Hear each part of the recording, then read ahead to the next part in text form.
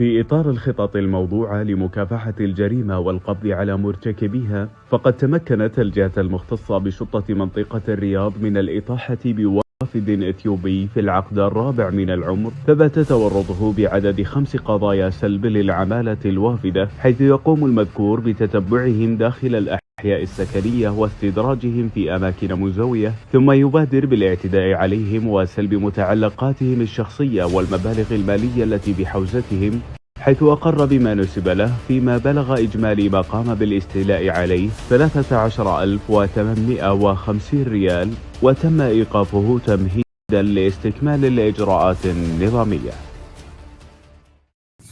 أسفرت متابعة الجرائم الأمنية لقضايا الاعتداء على الأموال وتعقب مرتكبيها عن تمكن الأجهزة الأمنية بشرطة منطقة مكة المكرمة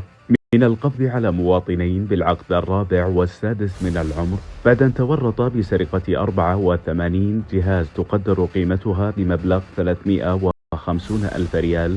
ومبلغ مالي وقدره 13 ألف ريال من أحد متاجر الاتصالات بالعاصمة المقدسة، وعثر بحوزتهما على عدد من الأجهزة ومبلغ مالي وقدره 31 ألف ريال. وبسماع أقوالهما أقر بما نسب إليهما وجاري استكمال إجراءات الاستدلال الأولية، وأشعرت النيابة العامة اختصاصا.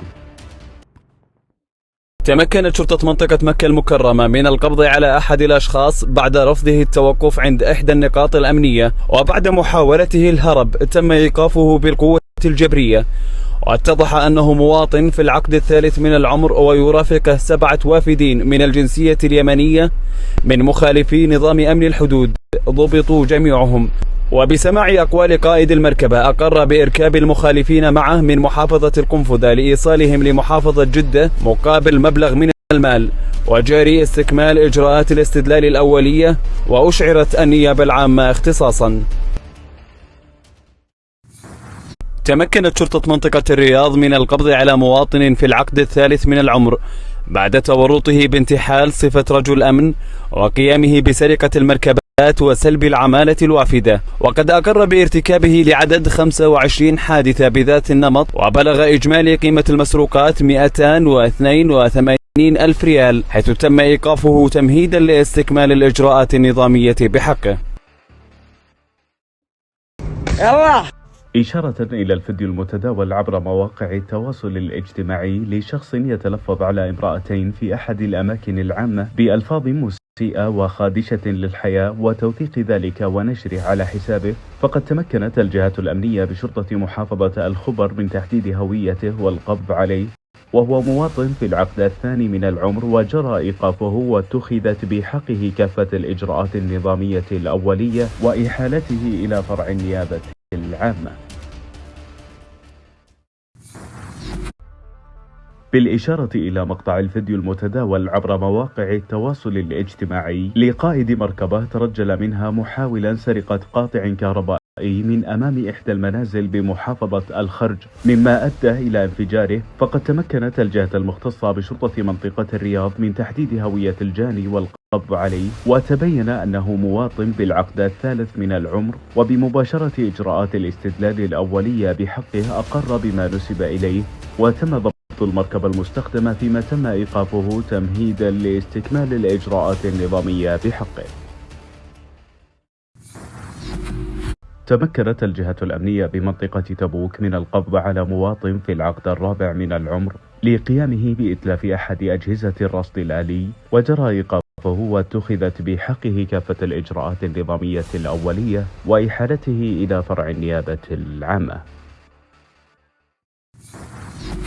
بالتنسيق مع الجهة المختصة بصحة الرياض، فقد تمكنت الأجهزة الأمنية من ضبط مقيمين 2 من الجنسية الباكستانية في العقد الرابع من العمر لممارستهما نشاطا غير مرخص بموقعين في أحد أحياء مدينة الرياض اتخذاها كعيادتين لعلاج المرضى، وعثر بهما على معدات وعقاقير ومستلزمات طبية متنوعة، وجرى إيقافهما وتحريز المضبوطات، واتخذت بحقهما كافة الإجراءات النظامية الأولية وإحالتهما إلى النيابة العامة.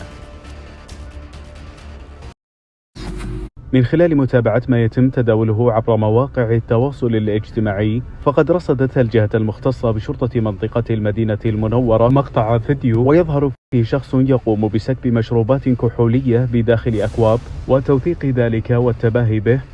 ومن خلال إجراءات البحث والاستدلال تم تحديد هويته، وهو مواطن وبرفقته وافد من الجنسية الباكستانية، جميعهم بالعقد الرابع من العمر، وجري إحالتهما إلى فرع النيابة العامة.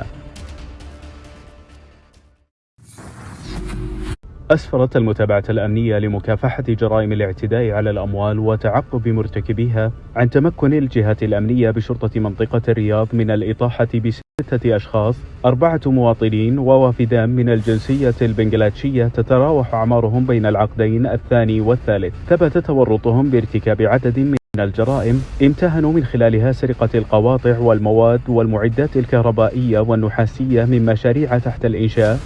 وسرقة الأغطية الحديدية لمشاريع الصرف الصحي، والمتاجرة بها عبر منافذ بيع السكراب. وبمباشرة إجراءات الاستدلال الأولية بحقهم أقروا بارتكاب 15 حادثة بذات النمط والسلوك الإجرامي، متخذين من أحد الأحواش الغير مرخصة مقرا لتجميع المسروقات، وتم إيقافهم تمهيدا لاستكمال الإجراءات النظامية بحقهم. إشارة إلى مقطع الفيديو المتداول عبر مواقع التواصل الاجتماعي، ويظهر من خلاله شخص يتباهى عبر حسابه بدخول إحدى المدن الرياضية أثناء إقامة إحدى مباريات كرة القدم، وتوثيق ذلك ونشره، ما يعد مخالفة لنظام جرائم المعلوماتية والإجراءات الاحترازية والتدابير الوقائية من فيروس كورونا كوفيد 19. وبالتعاون والتنسيق مع وزارة الرياضة، فقد تمكنت شرطة منطقة مكة المكرمة من القبض عليه وهو مواطن في العقد الثالث من العمر، وجرى إيقافه واتخذت بحقه كافة الإجراءات النظامية الأولية وإحالته إلى فرع النيابة العامة. إشارة إلى مقطع الفيديو المتداول في مواقع التواصل الاجتماعي لشخصين يتباهيان بعرض مبالغ مالية، فقد تمكنت الجهة المختصة بشرطة منطقة حائل بالتنسيق مع وزارة التجارة من تحديد هويتهما والقبض عليهما، وهما مقيمان من الجنسيتين الباكستانية والأفغانية في العقدين الثالث والرابع من العمر، وضبط بحوزتهما مبلغ 21,000 ريال. وأشارت إجراءات الاستدلال الأولية أن الأموال التي ظهرت بالفيديو حصيلة أنشطة مخالفة لنظام مكافحة التستر التجاري، وجرى إيقافهما واتخذت بحقهما جميع الإجراءات النظامية الأولية وإحالتهما إلى فرع النيابة العامة. إشارة إلى مقطع الفيديو المتداول لشخص يطلق عيرة نارية من مركبته في إحدى الأحياء السكنية، ونشر ذلك عبر حسابه دون اكتراث بعواقب الأمور وتعريض حياته وحياة الآخرين للخطر، فقد أسفرت المتابعة الأمنية عن تمكن الجهة المختصة بشرطة منطقة الرياض من تحديد هويته والقبض عليه، وهو مواطن في العقد الثالث من العمر، حيث ضبط بحوزته أسلحة ومواد مخدرة، وجرى إيقافه واتخذت بحقه كافة الإجراءات النظامية الأولية وإحالته إلى النيابة العامة.